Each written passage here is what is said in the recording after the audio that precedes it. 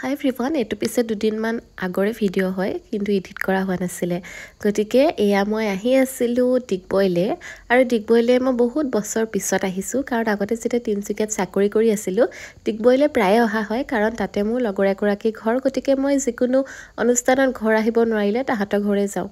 গতিকে আজি আৰু এটা বিশেষ কাম লৈ পিনি অহা হৈছিলে ডিগবৈলৈ, আৰু এয়া আহি আছোঁ। মই আহিছিলোঁ আটলাণ্টা বাছখন, যিখন মাৰ্ঘেৰিটাৰ পৰা যোৰহাটলৈ চলে। খুব ধুনীয়া বাছ হয়, কিন্তু বহুত বেছি আমনি লাগিলে, মানে বহুত দীঘলীয়া এটা যাত্ৰা বুলি ক'ব পাৰি। মই 12:30মান বজাত ইয়াতে বাছত উঠিছিলোঁ, আৰু প্ৰায় মই ডিগবৈ গৈ পাইছিলোঁ 7টামান বজাত। গতিকে ইমান টাইম মই বাছত বহি বহি আমনি লাগি গ'লগৈ, আৰু গৈ নাপাওঁ, আৰু যেন তেন এয়া আহি পিনি পালোহি। একচুৱেলি বাছখন তিনিচুকীয়াত বহুত টাইম ৰাখিলে, আৰু ইয়াত তিনিচুকীয়াতে আগতে মই চাকৰি কৰা হয়, এইখিনি ঠাই মই আহি পালোঁ।